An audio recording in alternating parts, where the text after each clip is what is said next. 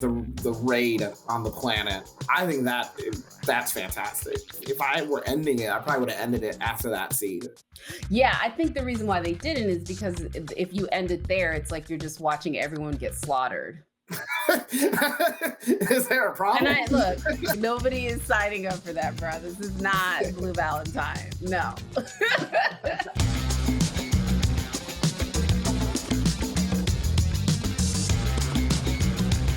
Hello, everyone, and welcome back to another episode of the After Show. Today, we're going to break down Dune, deep diving on the details and answering some of the burning questions left by the film. Joining me today, I'm so excited. First, we have Robert Daniels. He's a film critic and contributor to RogerEbert.com, and Sharronda Williams. She's the producer and host of Pay Your Weight. The fear is gone. Only I will remain. This is where it sits right now. It's certified fresh at 85%. Critics' consensus says that Dune occasionally struggles with its unwieldy source material, but those issues are largely overshadowed by the scope and ambition of this visually thrilling adaptation. I'm gonna ask you folks to just give me your quick thoughts on things, and I'm gonna start with you, Sharonda. Are the grand visuals and this sort of like ambitious scale, is it hard to overcome when you're only seeing half of the whole story? Like, how did you feel when you were watching it? I mean, for me, I think the visuals is what really sells the first part of the film. Just watching the world that Denis has brought to the screen, it looks absolutely fantastic. And for those who love David Lynch's version, which is not many, but it's okay. I think a lot of people will feel as though like this is the movie that they finally deserve, that this movie should have came out at this time. But we'll just leave it up to the audiences to see if it's worth the watch. Yeah, and I will say this though, for as much shade, and there is plenty of shade that goes to the David Lynch version, which is currently rated 47% on the Tomatometer, it actually has a more than favorable audience score at 65%, which is quite low for an audience, but it's not terrible. So I would say the critics pretty well lambasted it, whereas an audience has felt it was more mixed. But Robert, what about you? Were you swept away by the visuals? I was swept away to nowhere except for a sandy grave. I hated, very much hated Dune. I mean, the visuals are fantastic. The epic scale is fantastic. Denis just he's he's incredible if you give him a big sci-fi world. But I just didn't feel any emotional tether to any one of the characters. And hopefully that changes in part two, but it didn't happen in part one. Let's go ahead and get to the meat of our discussion today. But before we go any further, I want to let everyone know, huge spoiler warning. We are going to talk about the film in its entirety. If you have not seen Dune and you want to go into it blind, please click away now and come back to this video afterwards. But this is not light spoilers. We're going to get deep diving into it.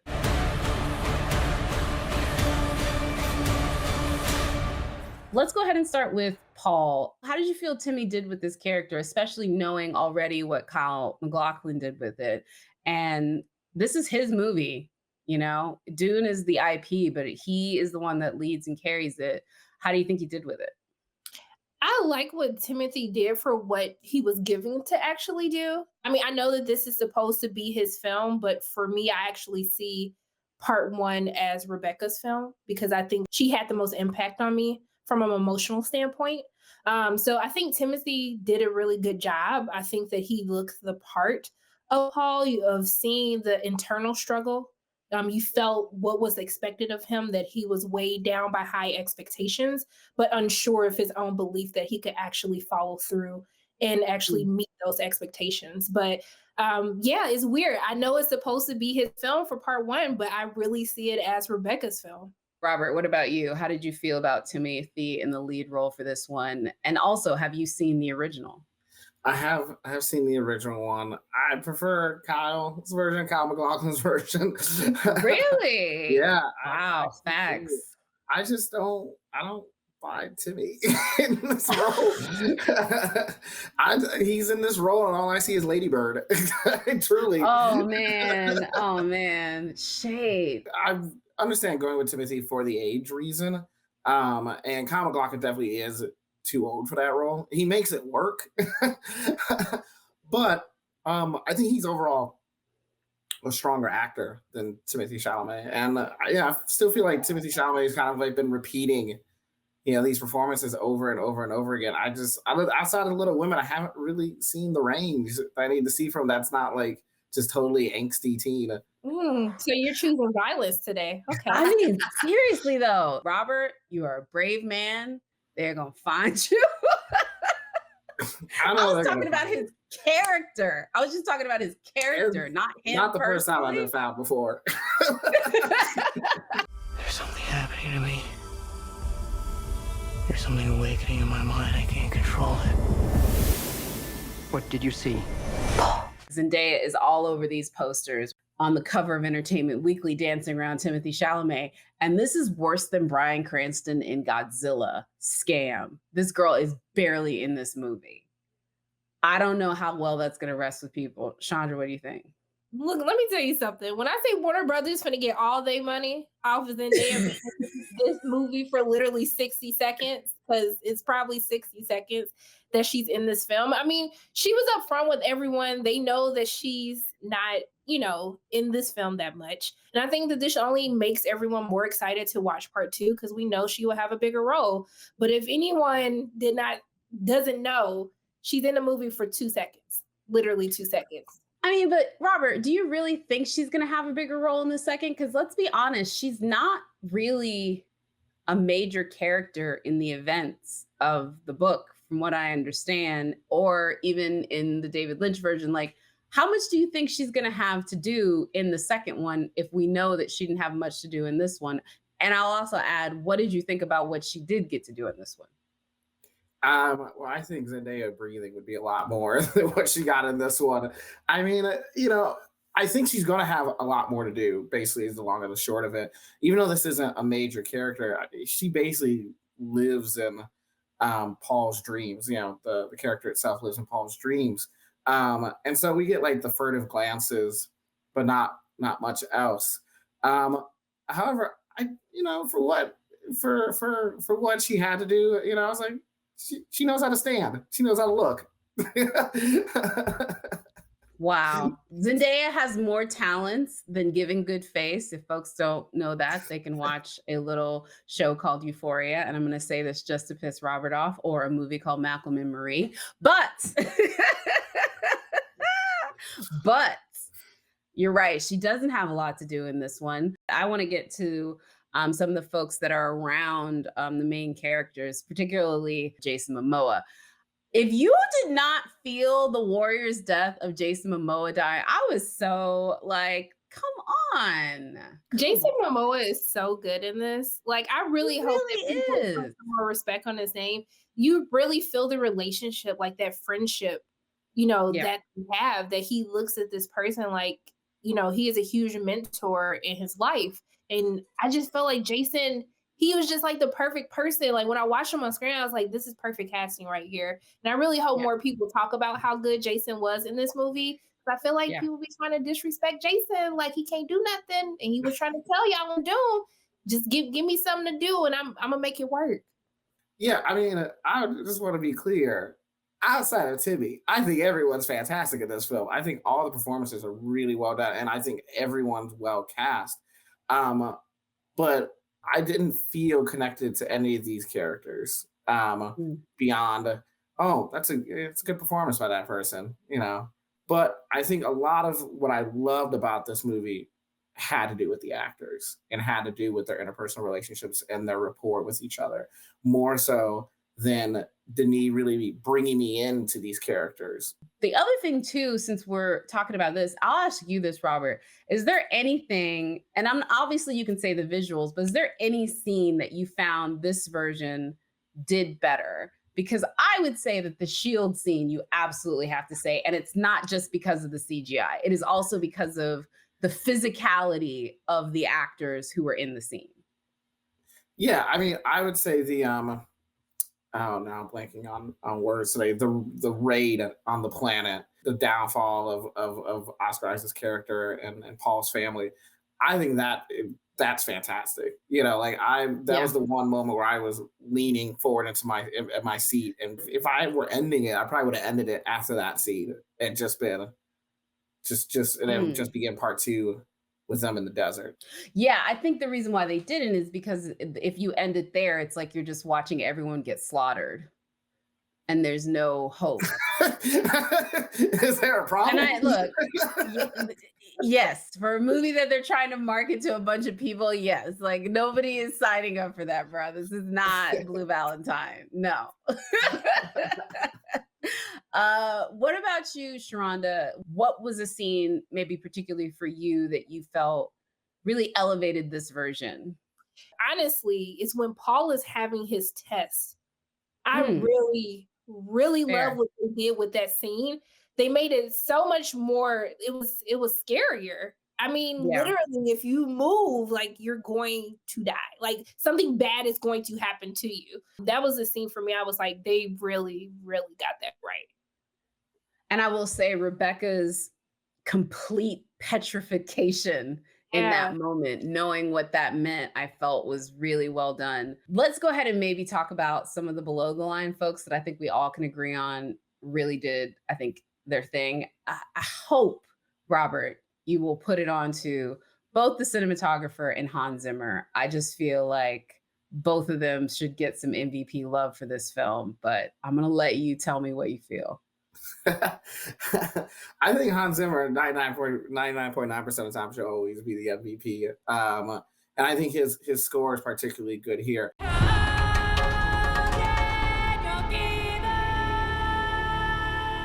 There is like more of a Middle Eastern tint. And so his Mm, score did remind me that there are no Middle Eastern actors who are playing these major parts. So it did mm, do that. It's not his fault. Yeah, I think the creative choice was the right creative choice. And the cinematography, I can't fault the cinematography. The cinematography is the compositions are vast and gorgeous, and um, about the same level as Lynch's cinematography. mm. Because I think with Lynch, you can tell that he has a painterly background in those Yeah. in his version of Dune.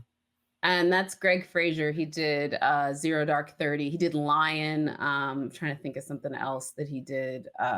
He's going to do the new Batman. So he will also be the cinematographer on that. One thing we didn't talk about was after Rebecca Ferguson and Timmy's characters, after Paul and her escape, two of the biggest events I think of the film happened, which is the sandworm attack and them sort of escaping that.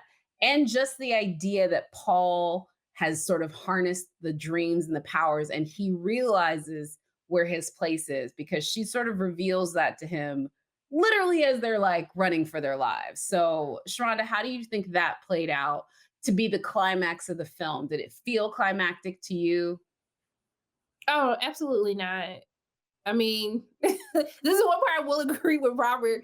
I felt as though they should have ended on a different part that hasn't happened yet. So I don't want to spoil it. Well, I guess you guys knew it was going to be You've already spoiled. been spoiled though. I know, clearly. But I wanted it to go with Rebecca's character. I wanted it to be her rebirth.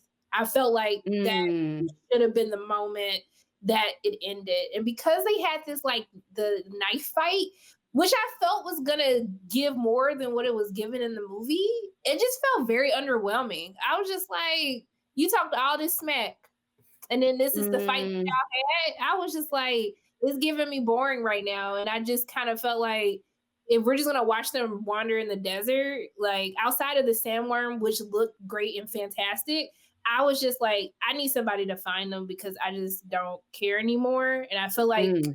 you built up to this big siege that takes place, and then you're just roaming around in the desert. I felt like they should have ended it with her rebirth instead of how they ended it after the fight. I feel like that takes too many events from the second movie because this is the other thing. There ain't much left. There's a lot of like in the next part, it's like there's a 2-year break before people realize that Paul's alive. What are they gonna do? What is the point? Like, what are we gonna we're gonna just show it's gonna be a lot of Paul becoming one of the Freeman stuff that I don't feel is gonna be dramatic. So I think they're leaving the rebirth for the second movie because besides the literal finale, the sort of war for the splice and the sort of like guerrilla attacks they're doing, I think they're just trying to keep some big events secret. I mean, I don't know. Robert, knowing how you felt about the first one, knowing how, I know you didn't like definitely the way that it ended, along with most of the film, sounds like, but do you think there's hope for the second half to fill in those emotional gaps? Yeah, I mean, I think of all my complaints about this film, the lowest complaint I have is where it ended. Because for me, right, once the second half comes out, no one is going to silo these two parts. They're going to watch these two things as continuous. So it's an issue right now, but in a couple years when it comes out and people can watch them back to back, I don't think we're going to be talking about where part one ended nearly as much. I do agree, though, that having said that, it isn't a great ending, and I'm with Sharronda. The knife fight, I thought it was gonna be like some Black Panther thing that was gonna go down. It's definitely not that. Also, yeah, and so that brings us to sort of like the next section, which we've talked about part two, like it's an inevitability, and obviously Warner Brothers is now committing to that. You get it from literally the title. The minute you sit down and you see Dune, it says part one, you're like, what? And the last scene is literally, Zendaya turning around to Timmy saying, this is only just the beginning. And again, that line did feel cheesy to me. I will admit, like I was like, girl, come on. How do you feel this 2-part movie that's day and date that has a very big budget? How is this gamble going to pay off? And Robert, I'll start with you. I don't think it's going to pay off. I mean, I thought pre-pandemic, it was a long shot, right? People don't really come out for sci-fi films. Denis' previous film, Blade Runner 2049, that didn't do well, and that had a clear like mythology around it and legend of people who had watched the first Blade Runner, and it didn't pull them into watching the second. So I think whether this movie was going to make money was always going to be a long shot pre-pandemic, and it's even bigger now during the pandemic, and now they're doing day in and day out. Now that's on the financial sense. In artistic sense, it could work out. It could be that the two parts taken together, create some kind of bigger love for the IP or something like that. I hate using IP, but I wonder what the studio's end game is with this film, because they had to know that it financially it was a pretty big risk. So I'm wondering, what are they going to do after part two? I mean, I feel like for this movie, it's weird because it is a sci-fi film, but it's star-studded. I mean, as someone in their tweens who saw Titanic 4 times in the theater just because of Leo, I mean, I just don't want to rule out the Timothy fans, the Zendaya fans, like the Oscar Isaac, who is just having the best year of his life, fans. But I mean, I don't know. I feel like it'll do well overseas, but it's just hard because I'm really shocked that Warner Brothers has even kept this model of still releasing on HBO Max and in theaters same day. I don't know, that it makes it so unpredictable now as far as whether or not people are going to actually go to a theater, and especially when they realize what the runtime is as well for the film. I think that's a huge factor that comes into play for it. We talked to Jason Blum in a Twitter Spaces not too long ago for a different project, but he talked a little bit about Halloween Kills and that decision for it to go to Peacock. And he said it was their decision. And that decision seemed to have worked out, and it was day and date. The weekend the Halloween Kills came out, Peacock was the #1 downloaded app in the App Store and on Google Play. So it got people to get on the service, which is what they wanted. And it still did $50 million at the box office. So, and I think it was because they knew that they would have enough people committed to seeing the scary movie in the theater.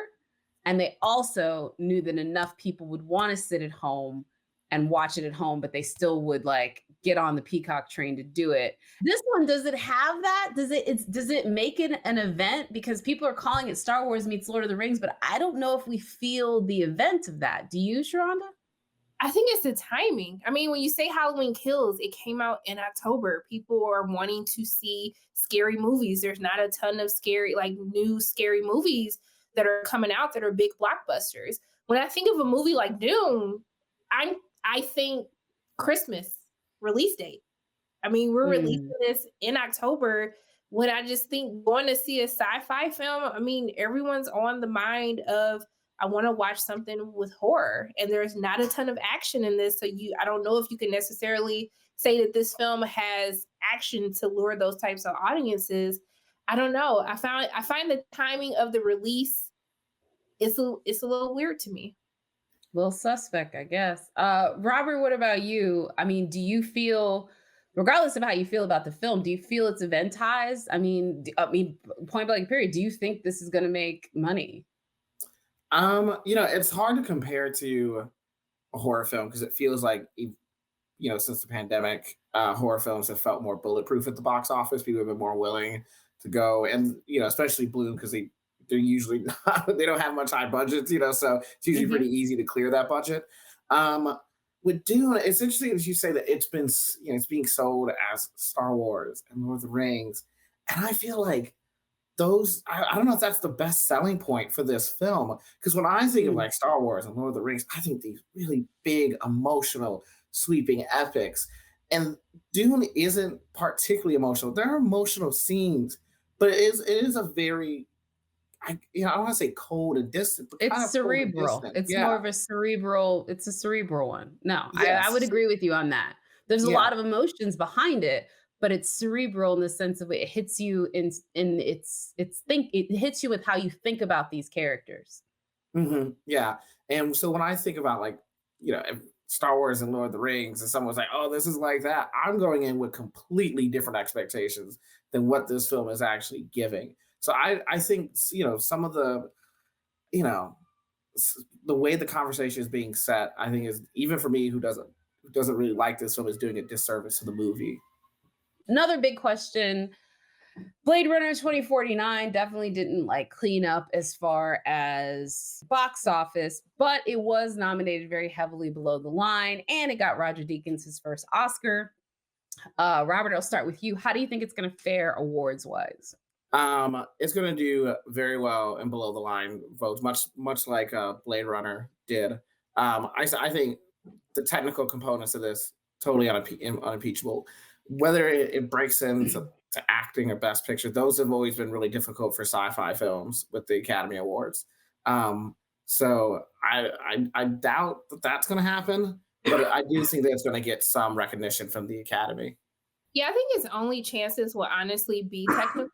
I mean, there's a lot of like feel good, just make the voters tingle type of movies coming out this award season. I mean, it's the truth, but I just think for me, technical will probably be its best bet for the film. Last question, and I guess this is the one that we hope we don't have to answer. But if this movie only makes like $25 million this weekend after Halloween Kills made 50, and we don't see a huge HBO Max spike, and it's pirated across the internet, all very likely possibilities. What's Denny's next move? I still think he's going to be making number two, and that's because you know Warner Brothers took a big hit with the HBO Max decision in terms of with creatives, and if they were to pull the Mm. plug on part two, I don't think it's feasible for them. I think they have to stay behind their director and just go full steam ahead. But there's a financial imperative. I don't disagree with you. I don't think anybody was more salty than probably the folks at Warner Brothers when Christopher Nolan announced that he's doing Oppenheimer at Universal, because that was like huge. He made nothing but Warner Brothers films for the past 15 years. And you can definitely put a direct line in his choice to do that with how he felt about the HBO Max. And I'm not making any determinations. The quotes are out there. Christopher Nolan has made it very clear how he felt about that decision. And even Denny said how he felt about that decision. He said it felt like, putting a speedboat in a bathtub. So I do think that perhaps there is a little creative PR to do, but there's still a financial imperative. I think it's possible that we could only get one Dune. I'm not saying that I want or think that will happen, but I think it's more than possible if the film doesn't perform the way they want. Sharronda, what about you? We're getting a part 2. You think so? Yeah, we're getting a part 2. I mean, at that point, I say take the gamble. You know, right now, Denis can say we were in the middle of a pandemic. He can say that the same, you know, the HBO Max and theater same day release was a factor of it. I just don't see there's too many things pointing towards why it failed. There's too many different ways that they can blame why this movie bombed. That they will have to give them a part 2 and take the gamble that, you know, it's going to take 2 years to film it. So it'll be 2 or 3 years before we actually get to see it. That, you know, as an economy, we will be back to normal. So, and we'll be back to the point where everyone wants to watch movies in theaters. So we going to get that part 2. It'll be interesting to see when we get this part 2. Remember, Warner Brothers will have a different daddy. It'll be under Discovery Plus. It will not be under AT&T. So we will see how that goes as well. That is another factor into that decision making. I want to thank both of you seriously for coming on. It was really fun to chat with you. Sharronda, let folks know where they can find you. You can find me at Pear Waits on all social media platforms, but all of my reviews and interviews are on YouTube. So hope to see you there. People can find me on Twitter at 812 Film Review, specifically the Timmy fans. They're gonna find out anyways. Might as well give the whole address. But you can also read me on rodreaper.com, the playlist, Polygon, New York Times, LA Times, and a few other places. All right, that's it for us this time on the after show. I want to thank everyone, all of you, for watching, and you can check us out next time on our very next episode. See y'all then. Bye.